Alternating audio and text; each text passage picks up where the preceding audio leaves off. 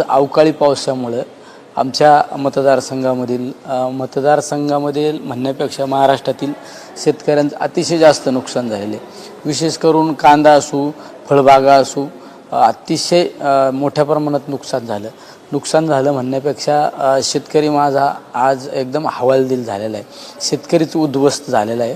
त्यामुळे सरकारला मी आपल्या द्वारे मागणी करू इच्छितो की तात्काळ पंचनामे केले पाहिजे, पण नुसते पंचनामे कागदावर न होता त्यांना तात्काळ स्वरूपाची लगेच अर्जंटली मदतसुद्धा दिली पाहिजे।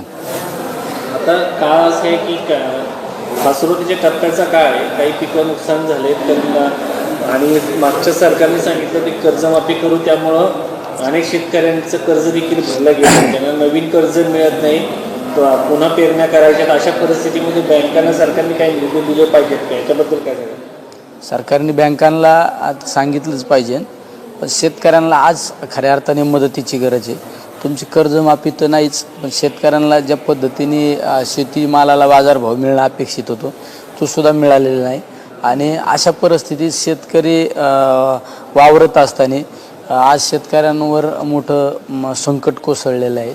म्हणजे पूर्णपणे शेतकरी मालाचं नुकसान झाले, त्याचबरोबरीने अनेक घरंसुद्धा त्या ठिकाणी उद्ध्वस्त झालेली, मोठ्या प्रमाणात महाराष्ट्रात नुकसान आज या ठिकाणी पाहायला मिळत आहे, विशेष करून शेतकऱ्यांचं। त्यामुळे सरकारने तर मदत केलीच पाहिजे, आणि ज्या शेती कर्जासाठी बँकांना सुद्धा त्या ठिकाणी निर्देश दिले पाहिजे की लवकरात लवकर माझ्या शेतकऱ्यांना शेती कर्जसुद्धा मंजूर झालं पाहिजे। नाही, पण ज्यामध्ये कांद्याचं नुकसान झालं आहे साधारणतः किती हेक्टरमध्ये काही माहिती आहे का आपल्याकडे, आणि साधारण अजून आकडेवारी प्रॉपरली सरकारकडे आलेली नाही।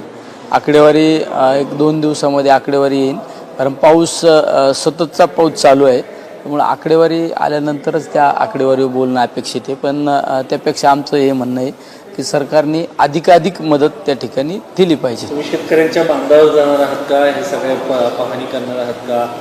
नाही, आम्ही नेहमी शेतकऱ्याच्या बांधावर जाण्यापेक्षा आम्ही शेतकऱ्यांच्या बांधावरच आहोत, त्यामुळे शेतकऱ्यांच्या अडचणी दुःख आम्हाला जी तीव्रता आहे